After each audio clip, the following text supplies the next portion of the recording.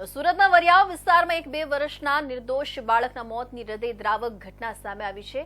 બાળક પોતાના માતા પિતા સાથે ફરવા નીકળ્યું હતું, પરંતુ ખુલ્લી ગટરમાં પડી જતા તેની દુર્ઘટનાજનક મોત થઈ હતી। સુરત મહાનગરપાલિકા અને ફાયર બ્રિગેડની ટીમે તાત્કાલિક શોધખોળ શરૂ કરી હતી, પરંતુ 24 કલાક બાદ બાળકનો મૃતદેહ ડમ્પિંગ યાર્ડ પાસે મળ્યો હતો। આ ઘટનાને લઈ સુરત મેયર દક્ષેશ માવાણીએ દુઃખ વ્યક્ત કર્યું હતું અને બાળકીના પરિવારને સરકાર તરફથી તમામ શક્ય સહાય મળવાની ખાતરી આપી હતી।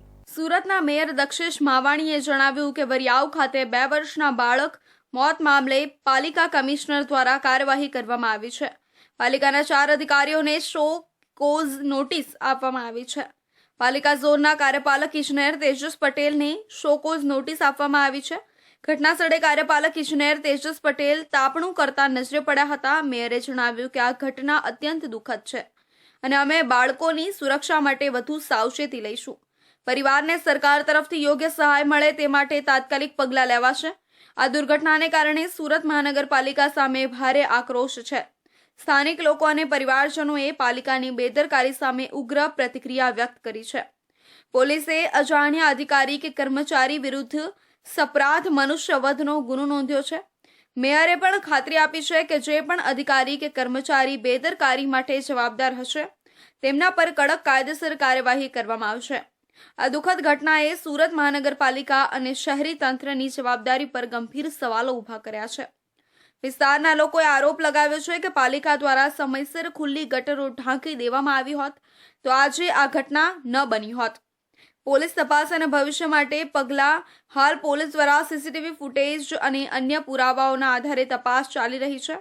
સુરત મહાનગરપાલિકા દ્વારા હવે શહેરમાં ખુલ્લી ગટરોને લઈ તાકીદા પગલાં લેવા અને સલામતી માટે નવી ગાઈડલાઈન બનાવવાની માંગ ઉઠી છે। શું આ ઘટના તંત્રને જાગૃત કરશે? એક નિર્દોષ બાળક ખોટી ગટર વ્યવસ્થાના કારણે જીવ ગુમાવવા મજબૂર થયું। હવે સવાલ એ છે કે શું તંત્ર આકરા પગલાં લેશે કે ફરી કોઈ નિર્દોષ બાળક આવા અકસ્માતનો શિકાર બનશે? સુરત મહાનગરપાલિકાની ગંભીર બેદરકારીને કારણે વરસાદી ગટરના ખુલ્લા ઢાંકણામાંથી નીચે પડેલા 2 વર્ષના એક માસૂમ બાળકે જીવ ગુમાવવો પડ્યો છે। ઘટનાના 40 કલાકથી વધુ સમય થયો હોવા છતાં કોર્પોરેશન અને પોલીસ તંત્ર ઘટનામાં જવાબદાર કોણ તે નક્કી કરી શક્યું નથી। અત્યાર સુધીમાં મ્યુનિસિપલ કમિશનર દ્વારા 4 અધિકારીને માત્ર શોકોઝ નોટિસ અપાઈ છે। સુરતમાં ગત 7 તારીખે વરિયાવની જે ઘટના બની છે, જેમાં 2 વર્ષનું નાનું બાળક ગટરના ઢાંકણ ખુલ્લું હોવાથી પડી જતા ગતવર્ષે મૃત્યુ પામ્યો હતો।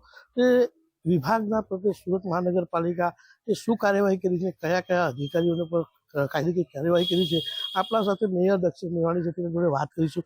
જી મેયર સાહેબ, આ જે ઘટના બની છે ખૂબ જ દુઃખદ નિંદનીય છે, તેના વિશે શું કહેશો તમે? ગઈકાલે જ અમે ગાંધીનગર હતા, અમે તરત અમારી મીટિંગ કેન્સલ કરીને સુરત આવ્યા। પીએમ થતું હતું, પરિવારને ત્યાં જઈને મળ્યા અને સાંત્વના પાઠવી, અને ત્યારે જ અમે ત્યાં કહ્યું હતું કે અમે 24 કલાકની અંદર આમાં જે કોઈ અધિકારીની ભૂલ હશે તો એની પર કાયદેસરની સુરત મહાનગરપાલિકા દ્વારા કાર્યવાહી કરવામાં આવશે।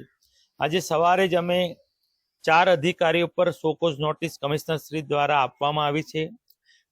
રાંદેર ઝોનના કાર્યપાલક ઇજનેર, ડેપ્યુટી ઇજનેર, જુનિયર ઇજનેર અને સુપરવાઇઝર તબક્કાવાર આ લોકોને 7 દિવસ ને 5 દિવસ અને 2 દિવસમાં જવાબ રજૂ કરવાનો છે।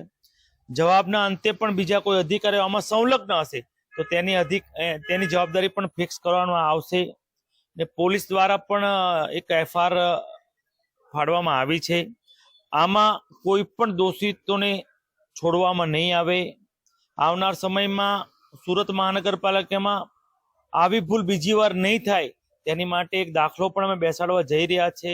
ગઈકાલે તમામ ઝોનલ ચીફને સ્ટેન્ડિંગ ચેરમેન શ્રી દ્વારા આદેશ આપવામાં આવ્યો છે કે તમારા વિસ્તારમાં કોઈ પણ આવી ભૂલ થશે, રોડ પર ખાડામાં કે ગટરનું ઢાંકણું ખુલ્લું હશે તો ઝોનલ ચીફ થી લઈને સુપરવાઇઝર લગીને જવાબદારી ફિક્સ કરવામાં આવશે। એક નાનું બાળક અહીંયા મૃત્યુ પામ્યું છે, પરિવારજનોમાં દુઃખની લાગણી છે। પરિવાર માટે સુરત મહાનગરપાલિકા સરકાર દ્વારા કોઈ સંવેદનશીલ મદદ, કોઈ રસ્તો કરવામાં આવશે? સરકારમાં હું રજૂઆત પણ કરવાનો છું કે પરિવારને કઈ સાંત્વના સારી રીતે મળી રહે તે રીતે સરકાર દ્વારા પણ હું રજૂઆત કરીશ। અને આનો સાચો માર્ગ હું લઈને આવીશ. તમે જોઈ શકો છો કે મેયરશ્રીનું જે કહેવું છે કે સ્થાનિક જે અધિકારીઓ છે તેના પર કાર્યવાહી થઈ છે અને પોલીસ પ્રશાસન દ્વારા એફઆઈઆર નોંધવામાં આવી છે અને બીજી વાર આ ઘટના સુરત મહાનગરપાલિકા વિસ્તારમાં ના થાય એની સાવચેત રાખવામાં આવશે. કેમેરામેન રવિ વેન્ડર સાથે સુનિલ પ્રજાપતિ, ઇન્ડિયા ન્યૂઝ, સુરત.